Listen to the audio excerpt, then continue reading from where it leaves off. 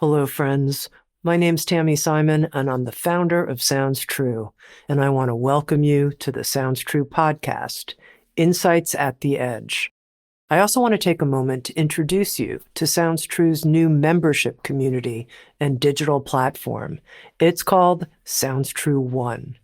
Sounds True One features original, premium, transformational docuseries, community events, classes to start your day and relax in the evening, special weekly live shows, including a video version of Insights at the Edge with an after-show community question and answer session with featured guests. I hope you'll come join us, explore, come have fun with us, and connect with others. You can learn more at join.soundstrue.com. I also want to take a moment and introduce you to the Sounds True Foundation, our nonprofit that creates equitable access to transformational tools and teachings. You can learn more at soundstruefoundation.org.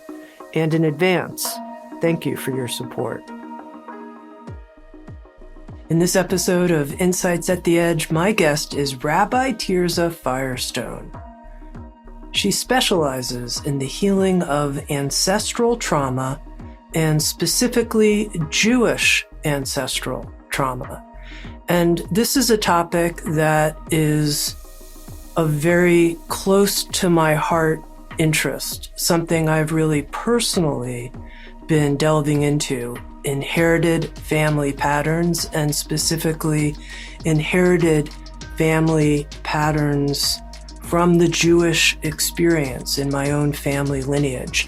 And I feel so fortunate to have the chance to dialogue here with Rabbi Tirzah Firestone. She's an author, a Jungian psychotherapist, and a leader in the international Jewish renewal movement. With Sounds True, Rabbi Tirzah Firestone has created an audio series. It's called The Woman's Kabbalah, Ecstatic Jewish Practices for Women. She's the author of several books, including The Receiving, Reclaiming Jewish Women's Wisdom, and most recently, a book called Wounds into Wisdom, Healing Intergenerational Jewish Trauma. Tirzah, welcome. Thank you, Tami. I'm totally delighted to be here with you and your community. For so many years, we lived in Boulder together, where you still are. I've now moved to Vancouver, but I feel this sense of community connection with you, having been in Boulder together for so long. Okay. It wasn't, though, until reading Wounds into Wisdom that I learned more about your own family journey and your personal autobiographical journey, which you weave throughout Wounds into Wisdom, about what you've gone through to confront, to accept, to face, and metabolize and work through family trauma, inherited family trauma in your life. And I wonder, as we set the stage for our conversation and as a way to introduce you more fully, if you could share a bit about that. I realize it's a big question. Yeah, I think all of our deepest work in our lives is somehow autobiographical.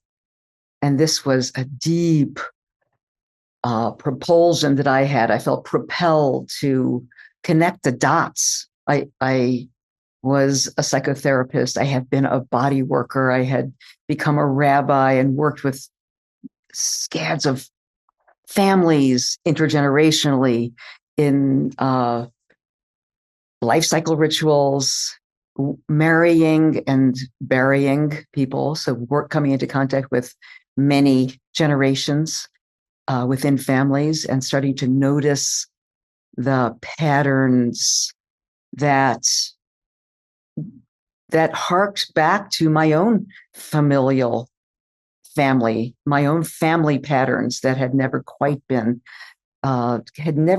resolved. And so putting together my Jewish professional work, my pastoral care, my life cycle rituals, which in a sense, you're a priestess or a priest when you were a rabbi, putting together my private practice, and all that I had learned, things started to just about a dozen years ago started to just quake in me and propel me into this new chapter. I want to add one more piece to it. The other piece was that I was doing human rights work in Israel, and as a rabbi. And I will say just briefly that things that I saw there in the West Bank, for instance, when I traveled there, I started to have kind of flashbacks, or kind of like these moments of, what is happening here? Just huge questions started to like a volcano starting to rumble and pour out its lava. And all of this alchemical stew, you might say, in the cauldron, cooked. And then I went back to school. I got a doctorate in Jungian psychology and in trauma psychology, more specifically, and realized that where I had come from, my matrix, my own bloodlines, my Jewish bloodlines, were my parents, who I just thought for so many years were simply neurotic people. They were trauma survivors. They had enormous unmetabolized trauma residue, and that was the source of all the dots started to connect. Also in Israel, all the dots started to connect that these people here who had gathered from all over the world, Jews from all over the world, mostly Jews from all over the world, starting in the 30s, but after World War II, were coming from around the world with enormous baggage, unworked trauma, and residues that, of course, we're going to go into the making of a very specific society with certain, just like a family. You bring your background, you bring your past with you, you bring your history with you, and the unworked places are going to get lit. They're going to detonate in certain at certain times, and there'll be also enormous compassion because of the suffering that people bring together. So all of this what I call an alchemical cookery started to take place, and it's in this book, Wounds into Wisdom, which is really so much more than just about intergenerational Jewish trauma. It's about intergenerational trauma, which all of us carry, I would say. You mentioned that in your own journey, when you went to Israel, you started seeing certain images or having certain flashes. And there was a moment when I was reading Wounds into Wisdom where you talked about the work of Dr. Volkin, an acclaimed psychoanalyst in the field of collective trauma, that the transmission of trauma from one generation to the next can come through these image deposits. Right. And I was like, oh, wait, this is really important, because that's some of what's been happening for me. And I imagine is also happening to our listeners, that whether it's in a dream or it's in some kind of waking moment, there are images. And it's like, where is this coming from? This is not mine. This doesn't make any sense. And I wonder if you can talk more about that and how people can start to, I don't even know if decode is the right language. Is it important to decode these quote unquote image deposits? Very much so. Vamek Volkan is one of the first psychoanalysts from Cyprus. He's still alive. I just heard heard from one of his students. He's still elderly, alive. He just wrote a new book with his son. He is really the pioneer to this work about what is collective trauma, that it's not just individuals who carry trauma, It's also ethnicities carry trauma, and those image deposits have power within our psyche unless we turn to face them and see what are those. So, for instance, he also talks, let me just add to that, he talks about task deposits that one generation will leave in the next generation as its reservoir. Tasks, so images and tasks. So, for instance, 9/11 is a powerful image that, of course, got played again and again and again in 2001 for American watchers and probably all over the world. That image of the flames on fire. Now, that goes into us. It embeds itself in our nervous system. There is shock, there is horror, there is a sense of unsafety that comes with such an image. What is the task that goes with it? Now, here we get Vamek Vulcan traveled around the world in war zones, and he realized that one generation would leave these deposits in the next generation as it died off to, I couldn't do this, so do this for me. In some cases, in an unfortunate case, it would be take revenge for me because we need to get our honor back, right? So we lost that. Our people were humiliated. Do it for us, and this is not in words, by the way. This is tacit. This is unspoken. These are subliminal, unconscious, very deep images and injunctions, in a sense. They're mandates. They're requests from get our honor back. It could also be make peace. We never succeeded in making peace. Forgive these people because we can't go on like this, continuing this violence, this cycle of violence.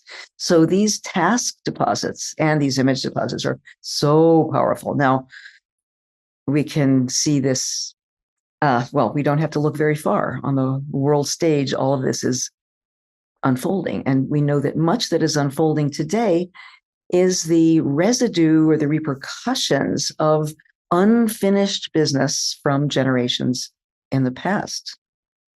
Need I say more? Could you give an example, whether it's from your own experience or from someone that you interviewed for Wounds into Wisdom or someone you worked with, Sure. of a task deposit? Okay. I'm going to tell a story of a young woman who I did not work with, but my colleague did at CU. So this is a young millennial. She's in her 30s. She told of her very first memory in life, which happened pre-verbal, which was a dream. And she had this dream recurrently. And I do want to say, Tami, before anything else, I'm going to invite everyone to have a sip of water, have a glass of water nearby, because when we talk about trauma, it can be activating. So sometimes just sipping tea or water, taking a break, stretching, whatever you need to do, because who knows? There's something that one of us might say that will be stimulating and provocative in a way that you want to just, let's keep breathing together. So we'll take periodic moments. So I appreciate that very much. Thank you. Yeah. This story is like that. It was very activating to me when I heard it. And the way this young woman told it, her first memory, as I said, was a recurring dream that started way before she could even talk. And what would happen? She would wake up from this recurring image, talk about images, and she would be overwhelmed. She would cry. Her mother would rush in. She had a great mom, rush in, pull her out of her crib, sit and rock her and soothe her and put her back to bed. Okay. By the time she was three-ish, she could tell her mother what the dream was. And in her three or four, she started to describe this scene. She was flying around an old town, and she came to a big tower and a train station. Everything was wooden and old. And there she saw a man in a coat jumping from the platform of the train station into the tracks and running as fast as he could after a train that was just pulling out of the station. And he's running and he's yelling and he's crying, she says. This man is so upset and he's running and he's crying and he can't catch up with the train. And the train gets smaller and smaller until it's out of sight.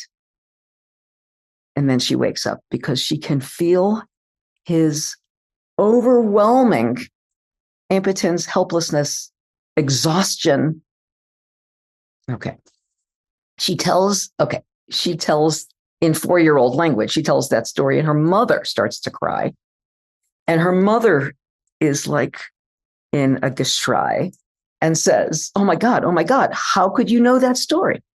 How could you possibly know that story? Nobody told you that story. Nobody breathed that story. That's exactly what happened to your grandfather.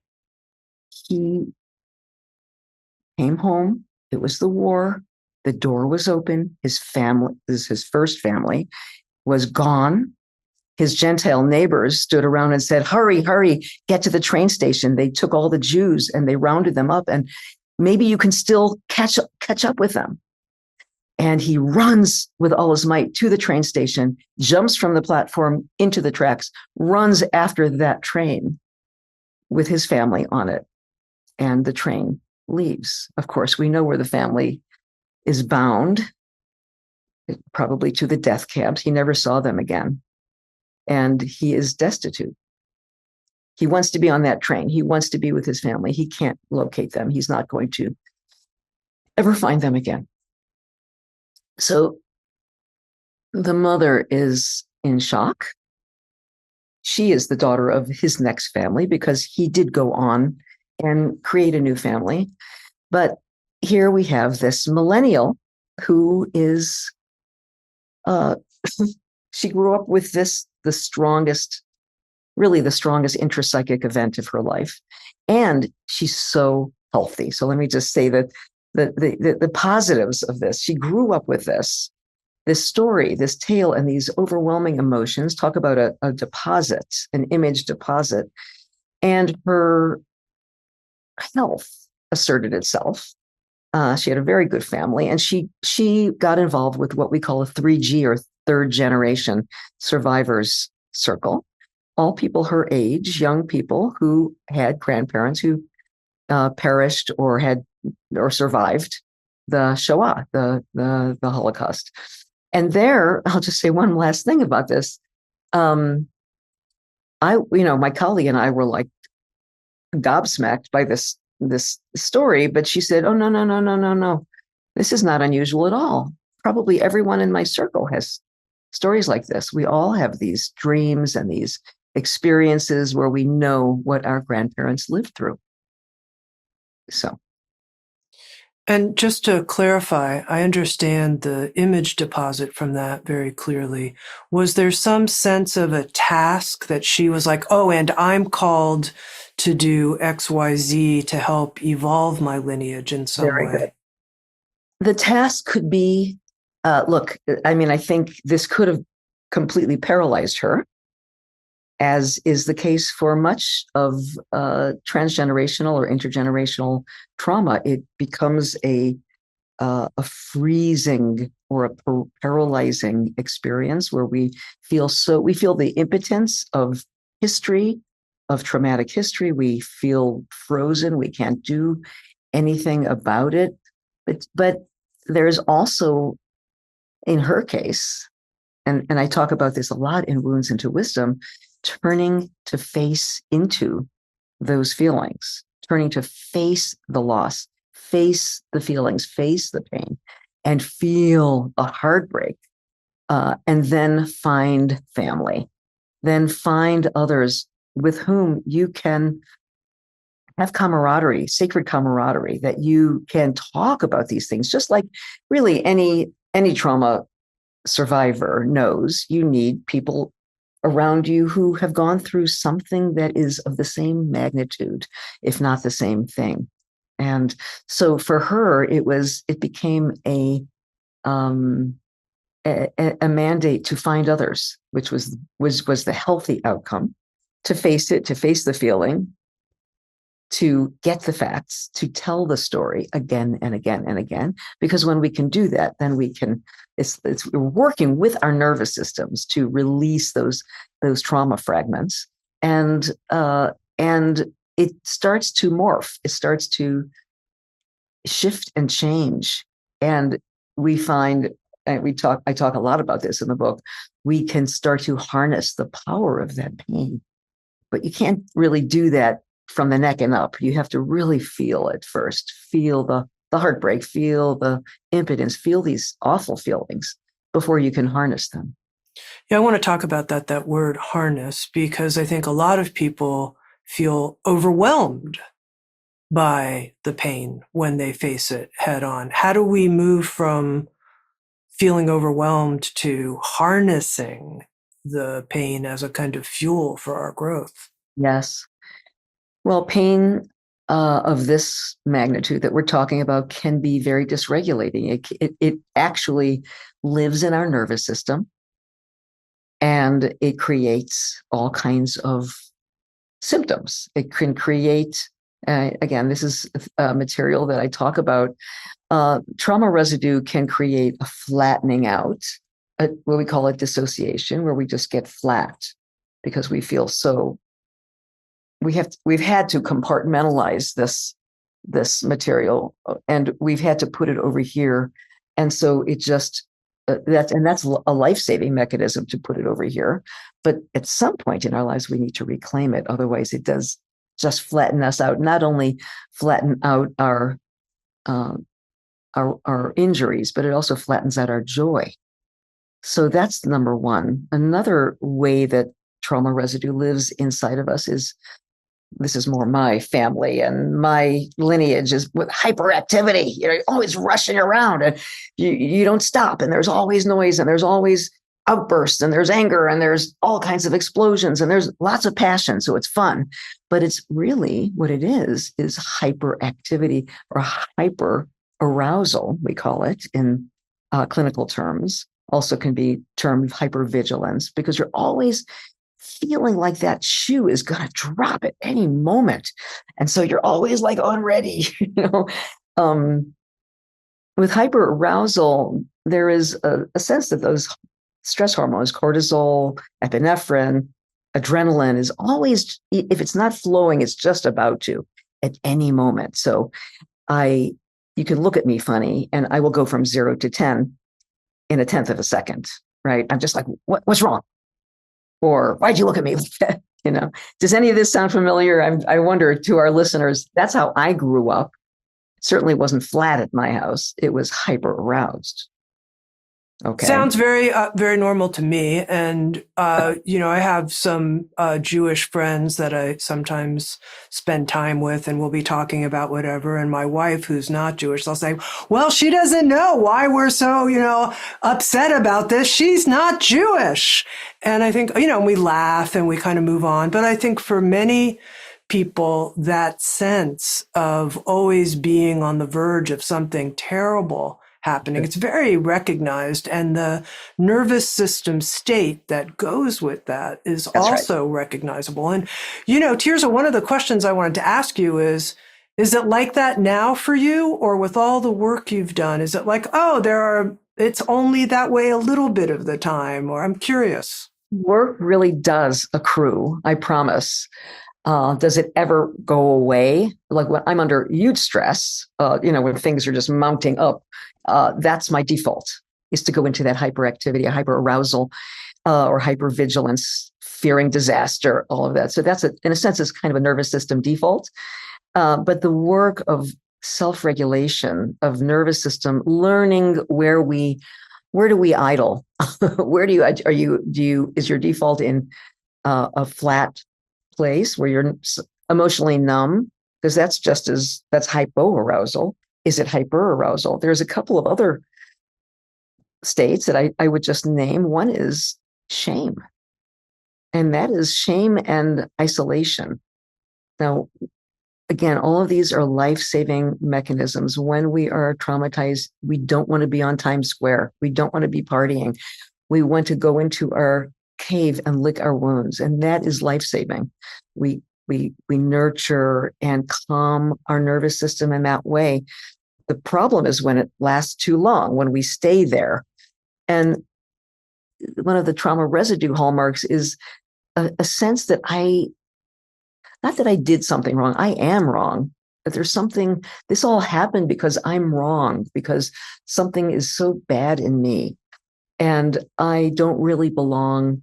I shouldn't be here. I don't really fit in. All of those, it's sort of a complex piece that is also can be trauma residue. Now, if you come from a family that has been discriminated against or enslaved or, worse, genocided, I'm thinking about so many indigenous populations around the world, that it embeds itself. Think about all the children who were taken into boarding schools around the world. That embeds itself into the nervous system, even though it's wrong, you suffered, you were abused, but some part of you says, oh, well, that's because I'm me. And it takes it in. That takes a long time to unlearn. Now, these are all very complex residues that can be loosened from the nervous system. Absolutely.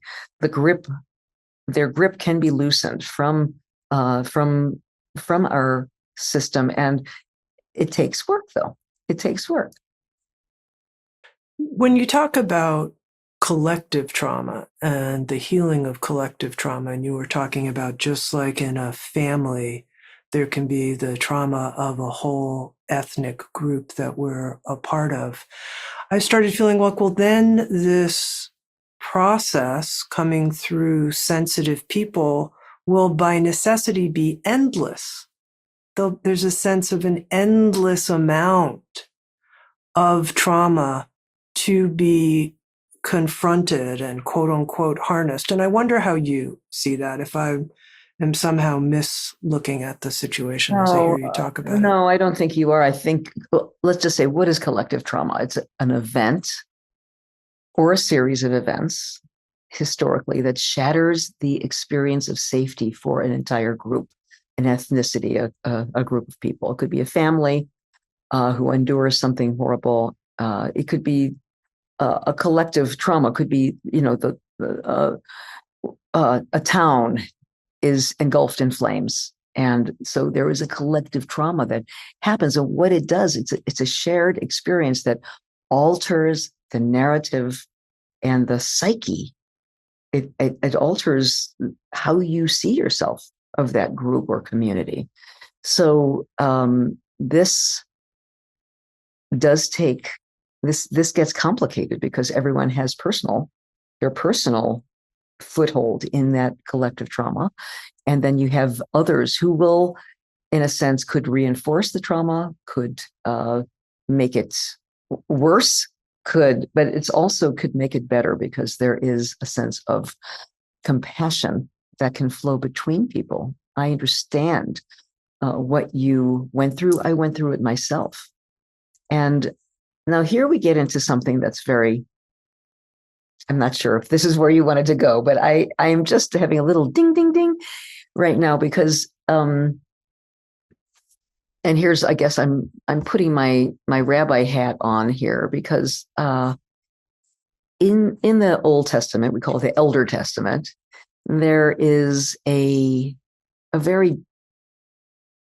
recurrent theme, a leitmotif, if you will, that gets repeated time and time again. It's like a thread, a gold thread that wraps itself through the 5 books of Moses. And what is it?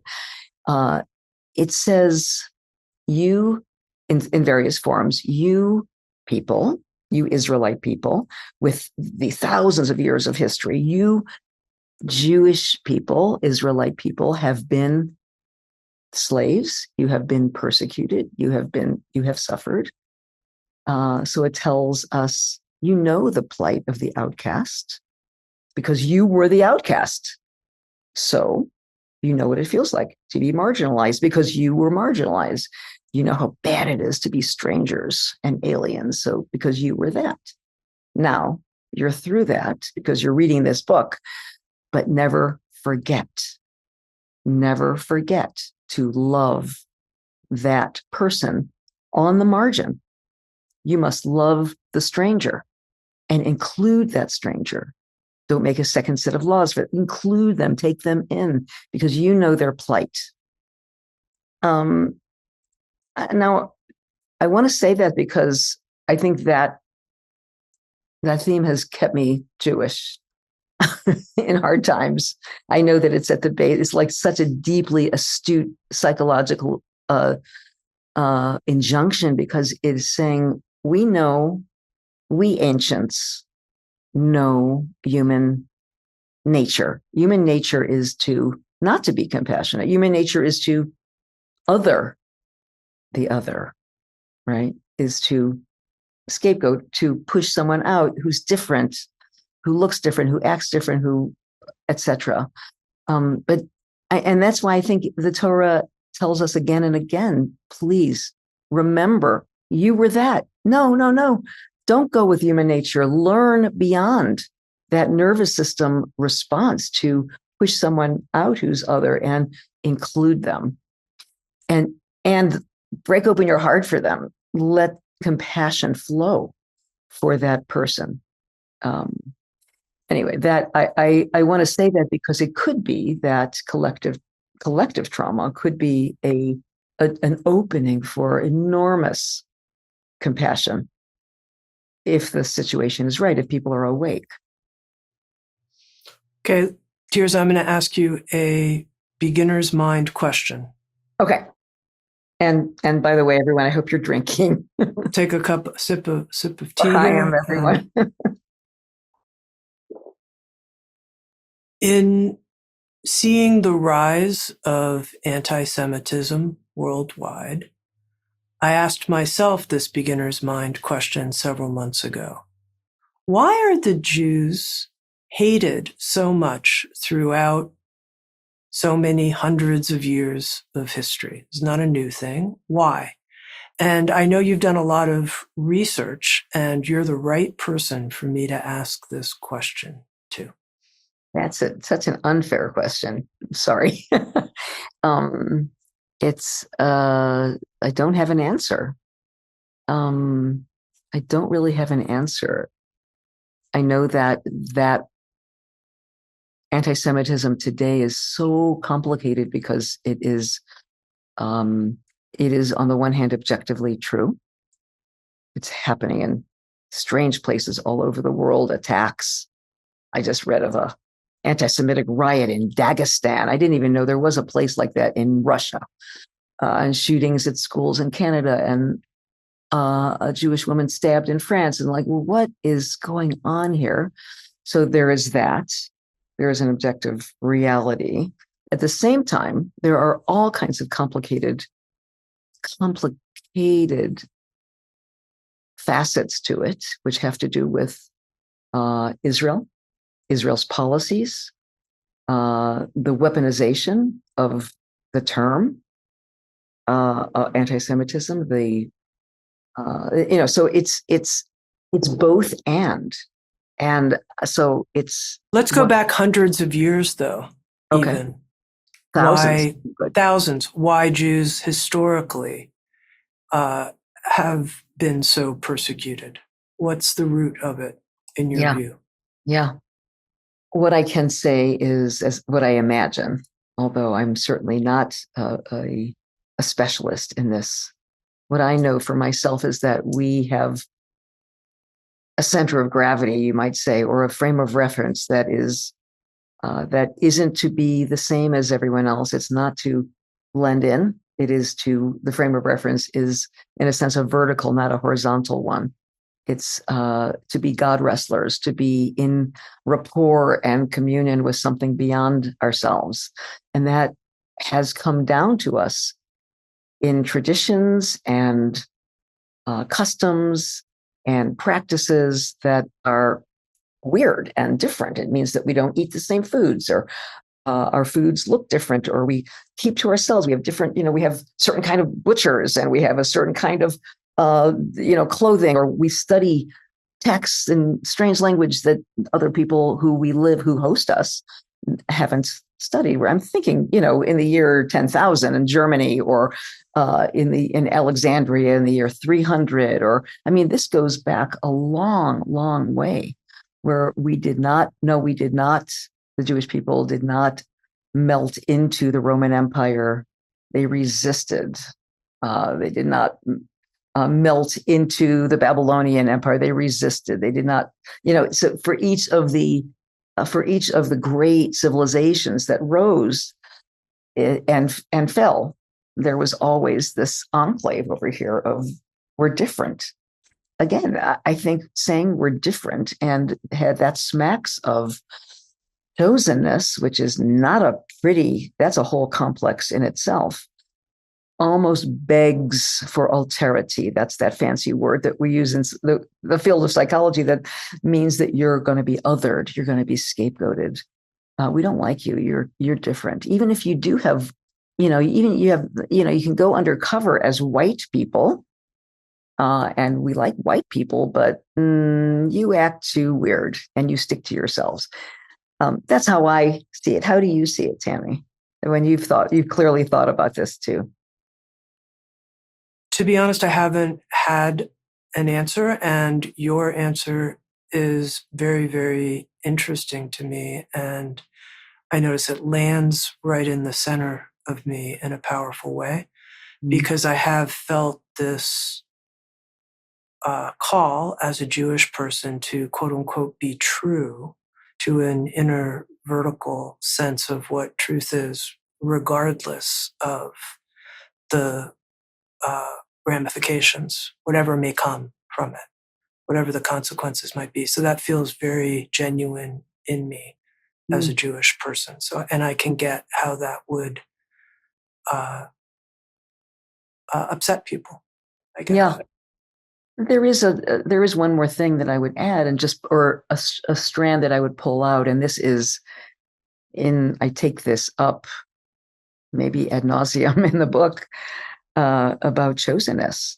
We have a very strong, that's another maybe less leaned into theme, but being a chosen people, you can take that in a lot of different ways, but feeling, for me, that's, I read Erik Erikson, who talks about, every tribe, for thousands of years has felt special.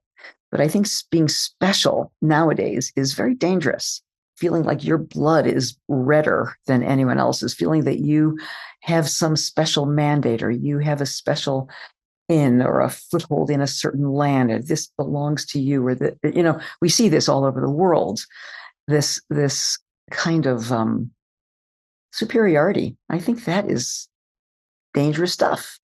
Very dangerous. The flip side of being superior is being inferior, and you're going to get it for that. We'll show you.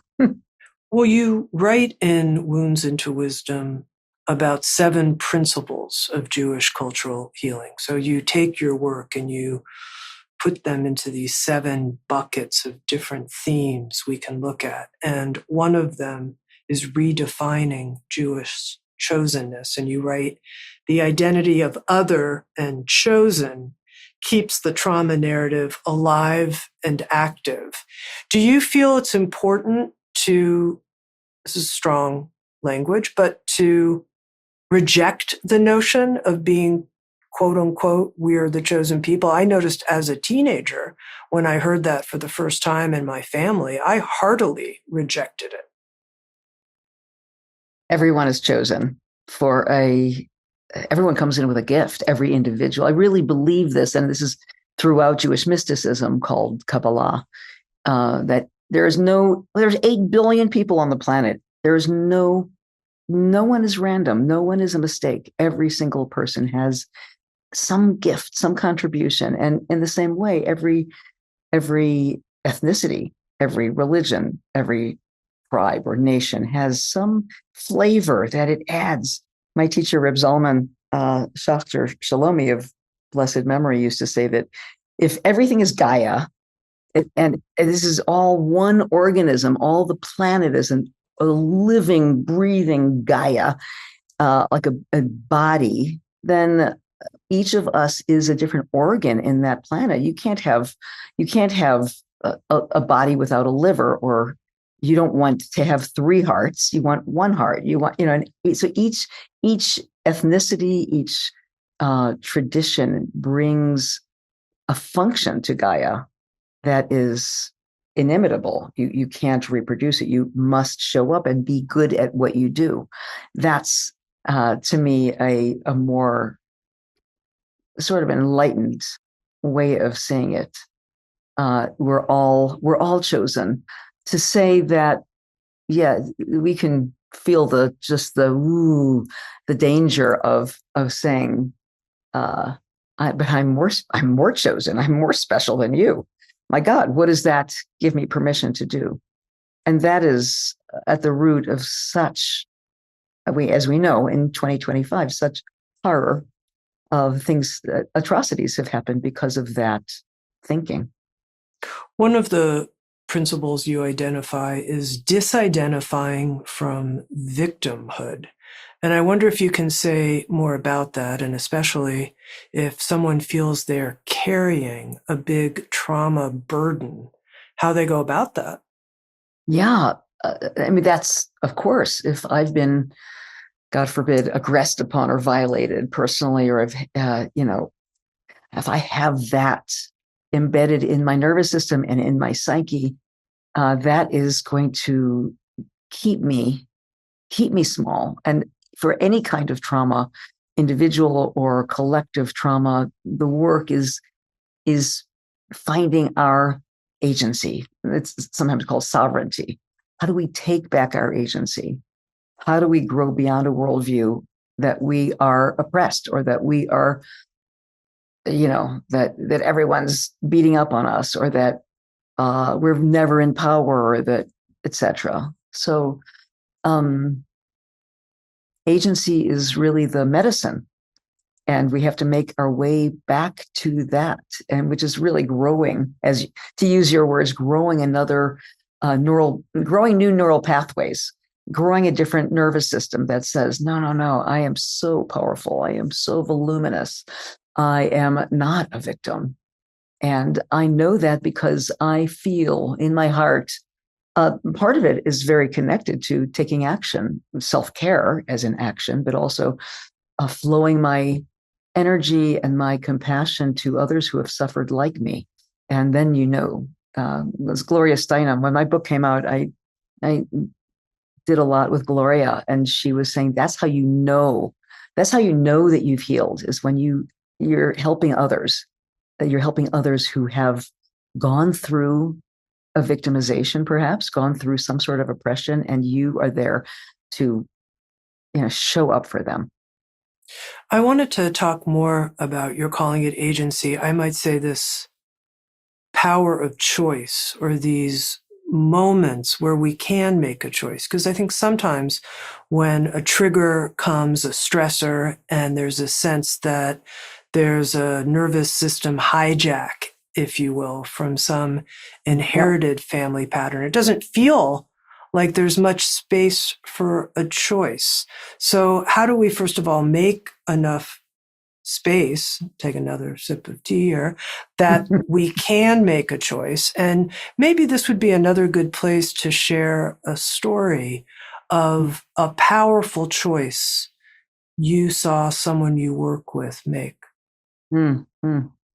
Well, what's coming up right now is about each other, about being witnessed, about being mirrored, about being, I like the term that I just learned is witnessed, to be witnessed, to be reflected in somebody's eyes helps so much to make that leap from I'm alone, I'm in my shame, I'm in my whatever the oppression or the wound is, and seeing myself and hearing myself be heard and witnessed. I'll tell you a remarkable story. This is a true story again. This one is in the book, and it's a little 4-year-old boy who was in the Krakow ghetto. His parents, who were very young, I mean, early 20s, found out that there was going to be an operation soon to round up all the children, 800 children, from the Krakow ghetto and take them away and do away with them. The parents said, no way, this is not happening to our little boy.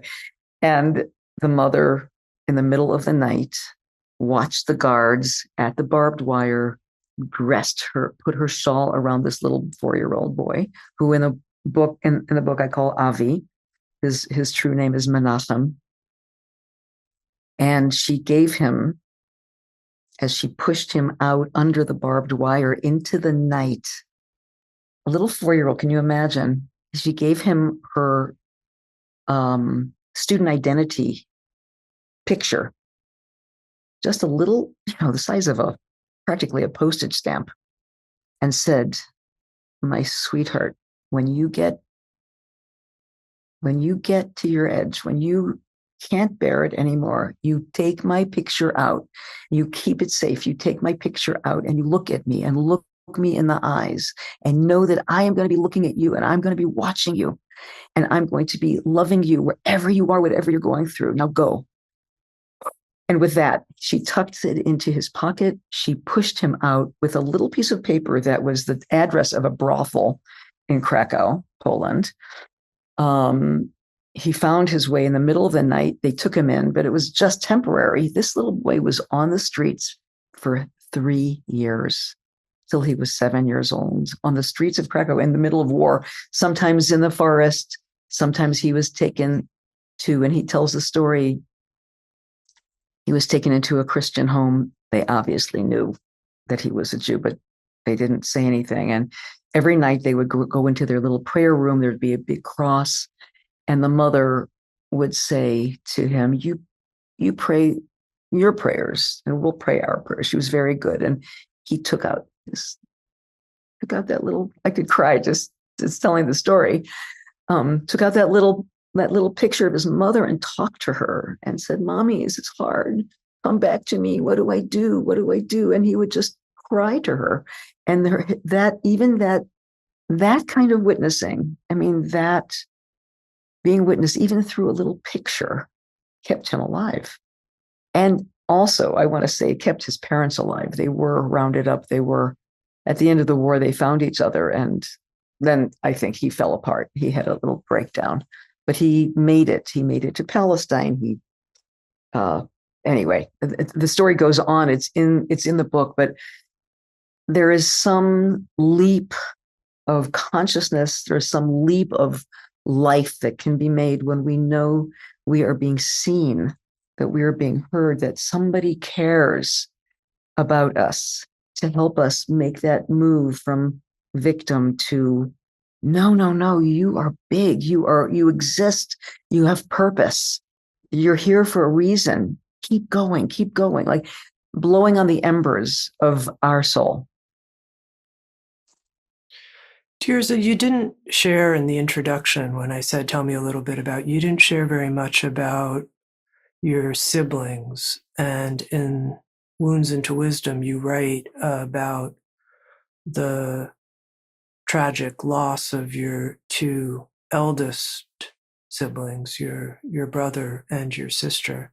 And I wonder if in the wake of their deaths, their early deaths, both by suicide, that was, or probably, or unclear, but tragic deaths, tragic we can leave it at that.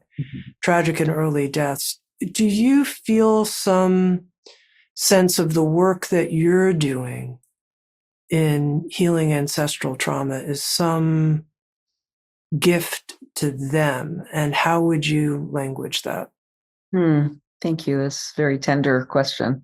I actually, if I'm not mistaken, I dedicated the book to my two oldest siblings. I feel that we were all imprinted with this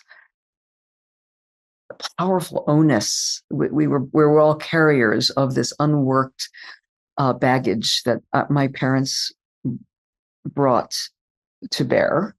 My mother was a German refugee and escaped Nazi Germany in 1939. My father was from Brooklyn, but he went to Germany, and he was at the liberation of one of the biggest death camps, Bergen-Belsen.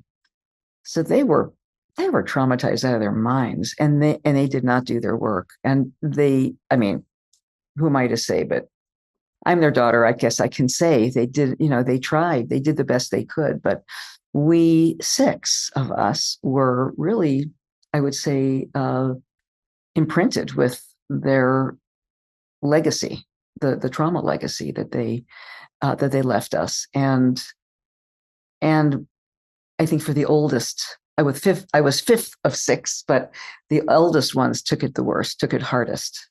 They were born at the end of the war, and there was this desperation at the end of World War II to talk about task deposit. You must live on for the 6 million who didn't make it.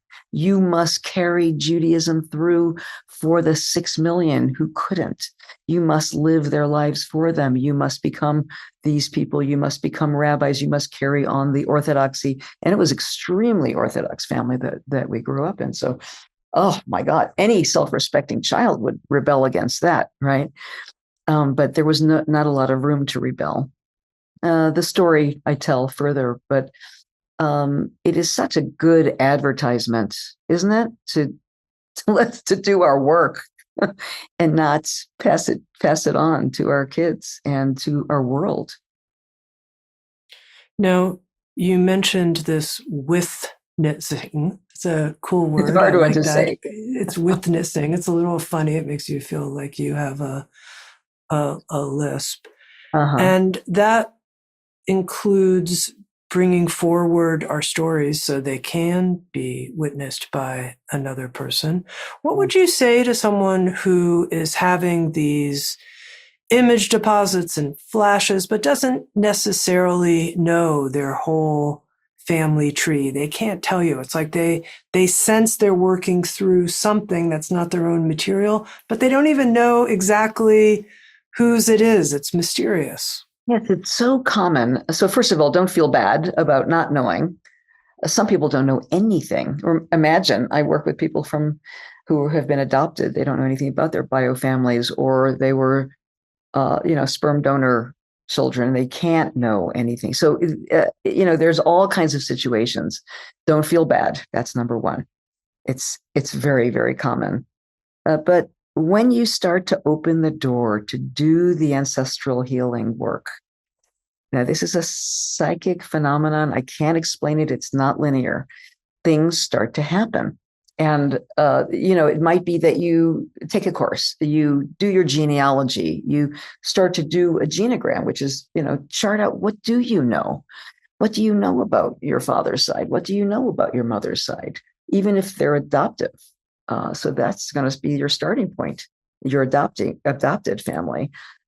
You might, just opening that door, I cannot tell you the kinds of amazing, uncanny stories in students that I've had, that I have from all over the world, who have these synchronistic events. So even literally, they make me laugh every time. Like, get a call from 2 states away. Well, we have this plaque here. It's an antique store, and it seems to be like maybe a relative of yours. Well, it's actually the exact grandfather that we were just trying to unbury his story. And here is a plaque dedicated to him because he was a doctor.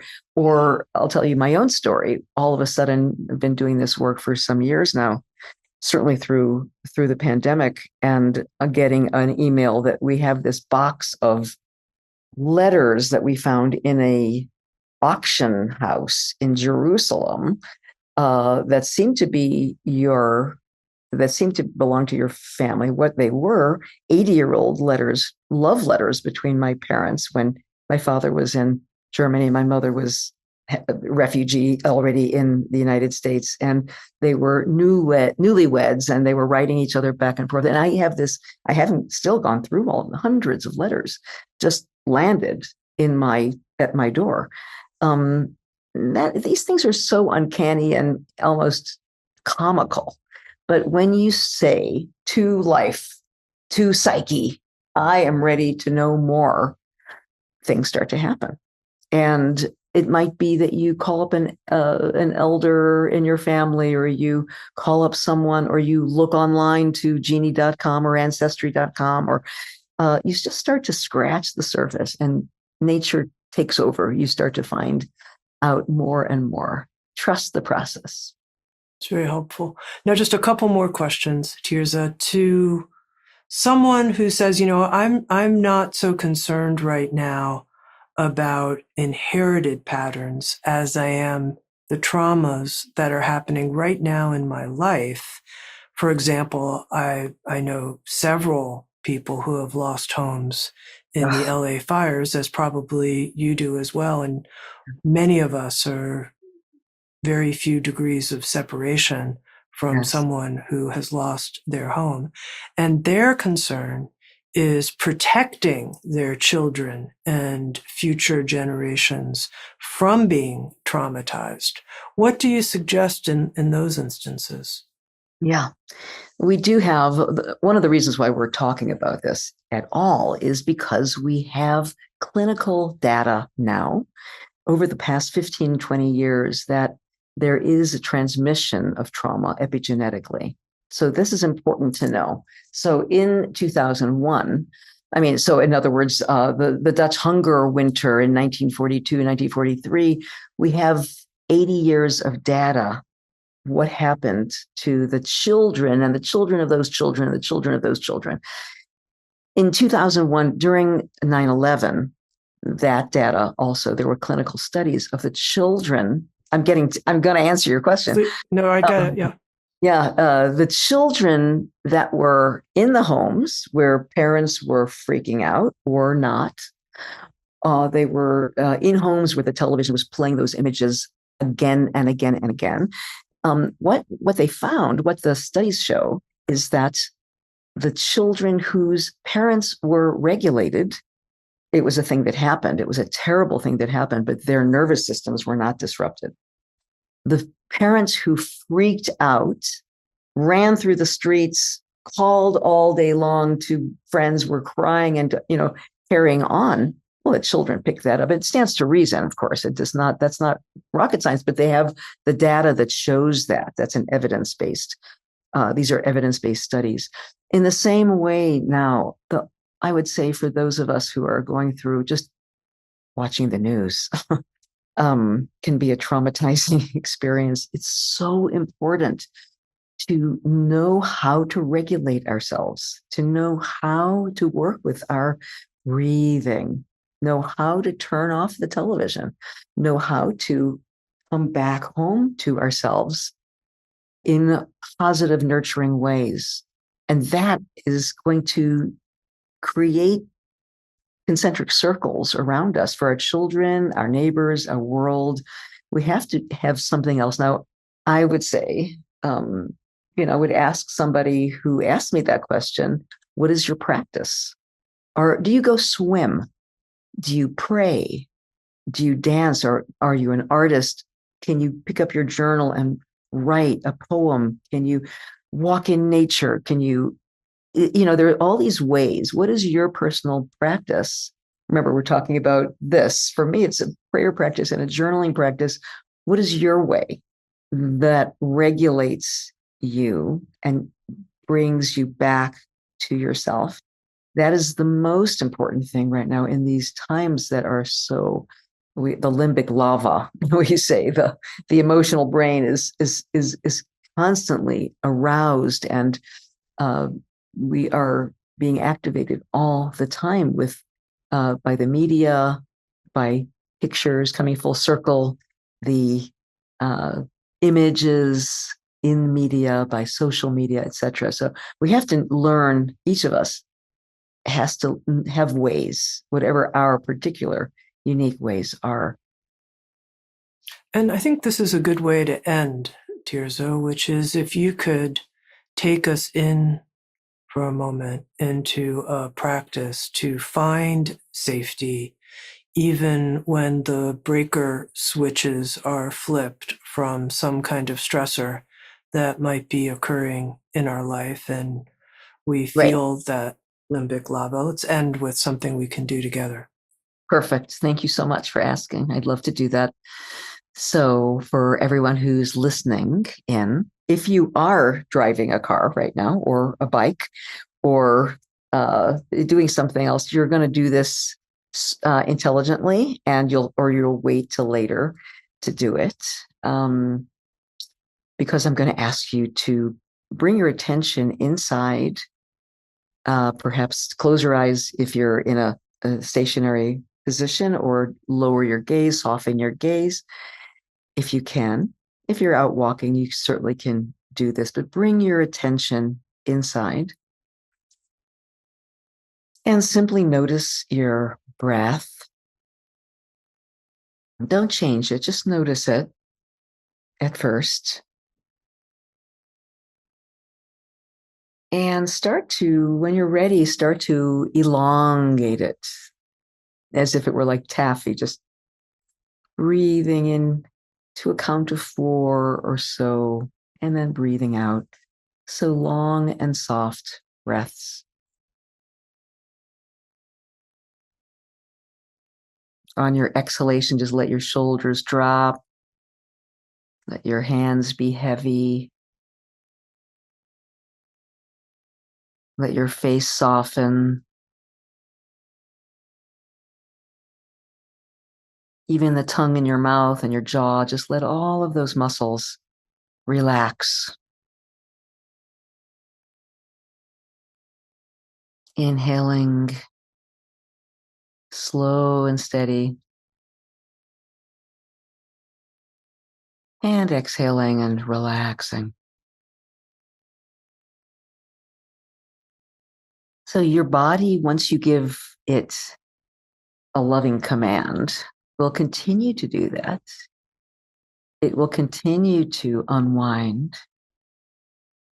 And in the meantime, I'm going to ask you to do something else. As your body continues to relax, I want you to invite to mind someone who's no longer on earth, someone who's already on the other side, maybe for a long time, maybe not so long, someone that you've known. It could be an ancestor, a relative, a friend, a teacher, could even be a historical figure, someone who is well, someone who is loving, someone who is wise. Most of all, someone with whom you have a good, positive connection. You're just casting out an invitation to the universe. Please, someone come to me, and just take your time. Let yourself see who shows up. It could be a grandmother or another relative, someone with whom you have a sense of kismet, affinity, affection.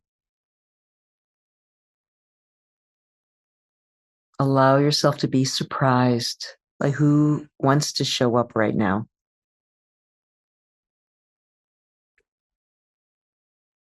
And once you get a hunch of who that is, invite them closer. And don't worry if nobody shows up. Sometimes it doesn't happen on the first invitation. But if somebody is peeking in, let them come closer and feel their energy.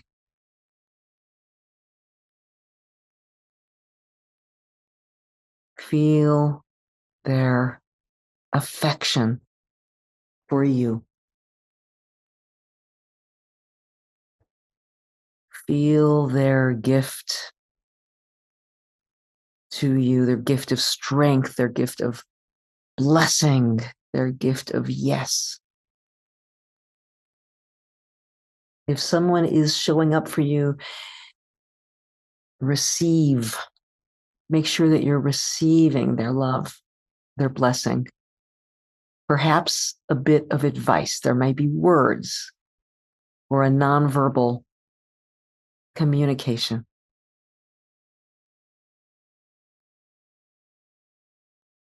And they are not asking for you to do anything.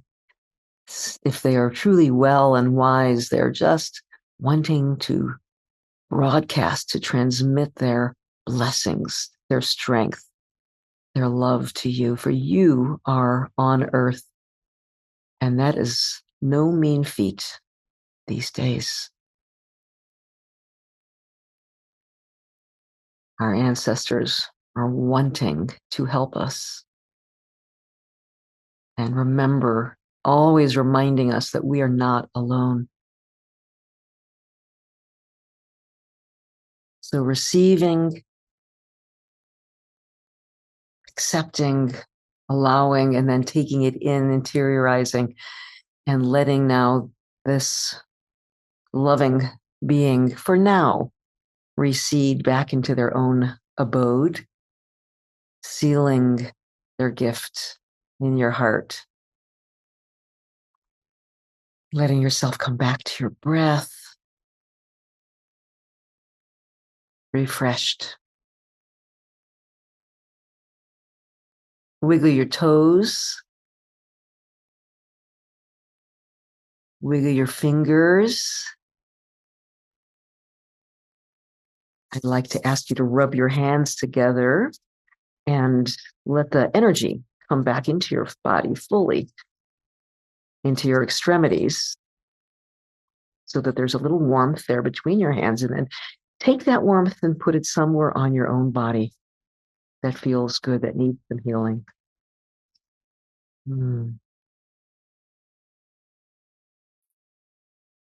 Tirzah, I want to call our conversation Harnessing Ancestral Pain into Power. And with that notion, I'm going to ask you to end by commenting on this quote, which is from the seventh and final principle that you cover in Wounds into Wisdom. You ask people to reflect on this question. What does this terrible wound inspire me to do that I would never have thought to do otherwise?